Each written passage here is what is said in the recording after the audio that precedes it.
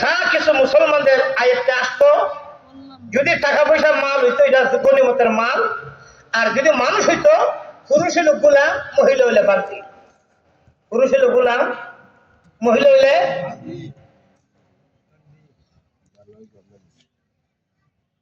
আসল বিক্রি করে কিনা। যাও বাজার, গুরু বাজার নাই, গুরু কি বারে? শনিবারে। শনিবারে গুরু উঠেনি, বিক্রি করেনি। এইভাবে গুলাম বাজারও ছিল, সেইখানে গুলাম নিয়ে ওঠানো হতো আর বিক্রি।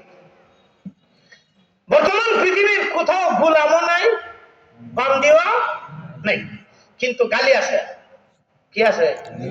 মহিলা গাইলা পুরুষে গোলামের ঘরের গোলাম গাইলেনি, আবার পুরুষও গাইলা মহিলারা বান্দি নিয়ে ঘরে বাংলা গাইলেনি। গালি আছে, কিন্তু পুরুষও নাই, গোলামও নাই, বান্দিও নাই। ইসলামের প্রথম যুগে গোলাম ছিল, বান্দি ছিল। মানুষের মাঝে বংশগত ভাবে গোলাম যারা, তারা নিম্ন বংশের লোক, একদম নিম্ন শ্রেণীর। আর সৈয়দ বংশের দ্বারা একবার ঊর্ধ্বতন। কিন্তু আমরা বাংলাদেশেও কিছু সৈয়দ নামদারি আছে, বেজাল্লা সৈয়দ। আমি আপনাদেরকে মূলনীতি বলে দেয়া যায়, বেজাল্লা আর খাঁটি বুঝবেন কিভাবে? প্রকৃতপক্ষে সৈয়দ যারা, তারা লিল্লাহ সদকা সামরাত টাকা মান্যতের টাকা খায় না, তাদের জন্য জায়েজ না। তাদের জন্য কথা কন, সামরাত টাকা সৈয়দের জন্য, আর কোন লাগত সৈয়দের জন্য, মান্যতের টাকা সৈয়দের জন্য, লিল্লাহ সৈয়দের জন্য।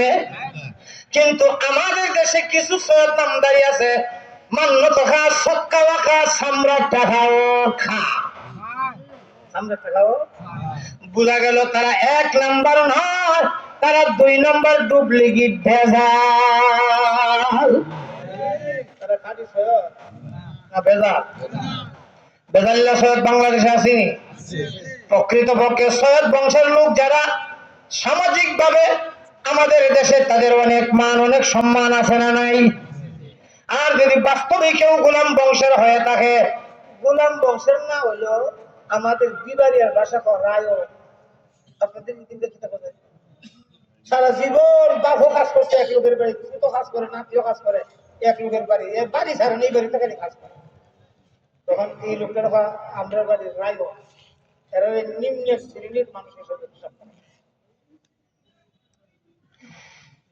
ওই গোলাম বংশের লোক বড় নিম্ন শ্রেণীর মানুষ, সৈয়দ বংশের লোক সামাজিক ভাবে উচ্চ বংশের মানুষ।